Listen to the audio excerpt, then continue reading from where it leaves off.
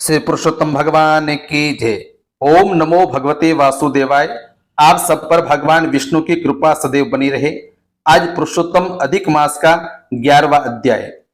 कल की कथा में था कि मेघावी की पुत्री ने उग्र तपस्या करने का सोचा।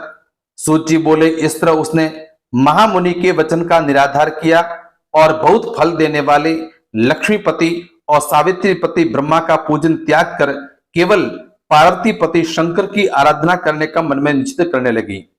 अब आगे है कि नारद जी बोले कि हे महामुनि, इस कन्या ने बड़ा कठोर कर्म आरंभ किया जिसे मुनि लोग भी करने में कठिनता अनुभव करते हैं।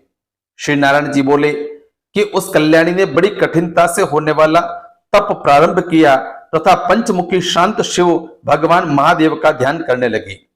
गर्मी में प्रचंड धूप में अग्नि के बीच में बैठकर और हेमंत तथा शीत ऋतु में ठंडे जल में बैठकर और तपस्या करती थी।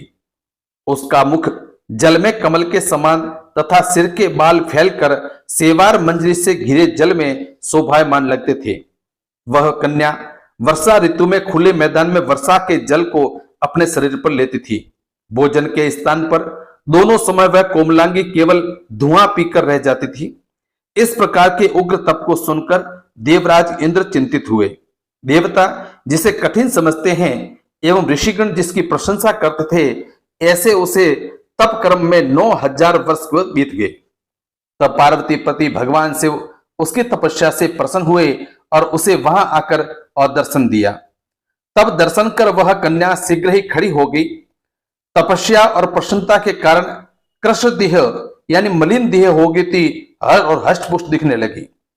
उस कन्या ने सिर झुकाकर भगवान शिव जी को प्रणाम किया। संसार पूज्य भगवान शिव का मानसिक पूजन किया तथा भक्ति पूर्वक भगवान की स्तुति करने लगी। वह ब्राह्मण कन्या बोली कि हे पार्वतीनाथ, मैं आपको नमस्कार करती हूँ।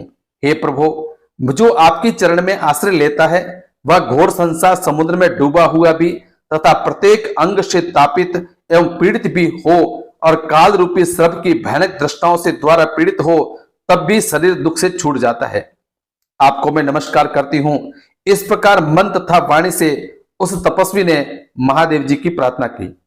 हे राजन, फिर वह महाभागा मेघावी की पुत्री चुप हो गई।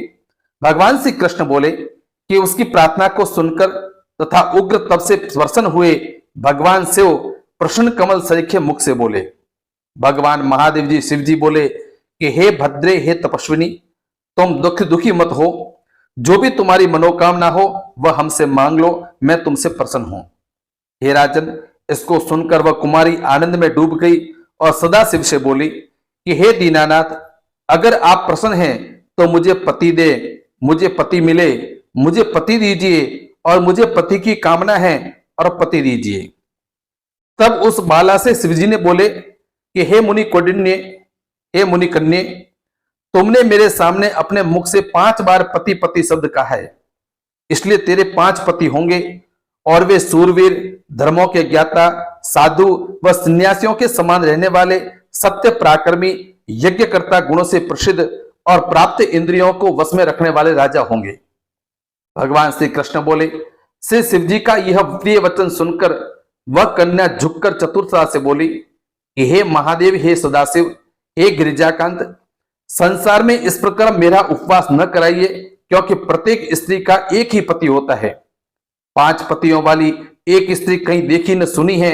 हे कृपा निधान, आपके सामने इस प्रकार कहना योग्य तो नहीं है, इससे मैं आपको क्षमा चाहती हूं। हे प्रभु, मैं आपके चरण में हूं। इसे सुनकर भगवान शंकर कहने लगे कि हे कन्या, तुम डरो नहीं। आगे के जन्म में तपस्या के बल से तू मां के गर्भ द्वारा उत्पन्न नहीं होगी। उसी जन्म से तुझे ये 5 पति भी प्राप्त होंगे। उन पतियों के साथ अनेक सुख भोग कर तुम परम पद को भी प्राप्त होगी। पुरुषोत्तम मास भगवान का प्यारा महीना है, तूने उनका नियम पालन नहीं किया है।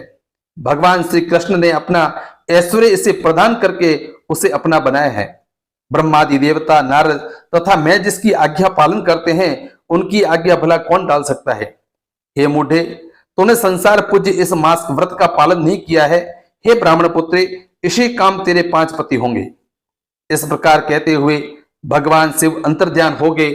वह बाला झुंड से बिछुड़ी हिरणी के समान चकित होगी। इस प्रकार अथ श्री पुरुषोत्तम महात्म्य एकादशो अध्याय समाप्त संपूर्ण। आपको ये अध्याय वीडियो कैसा लगा कमेंट करके बताएं व चैनल को सब्सक्राइब, लाइक एवं शेयर करें व कमेंट बॉक्स में जय श्री कृष्ण अवश्य लिखें।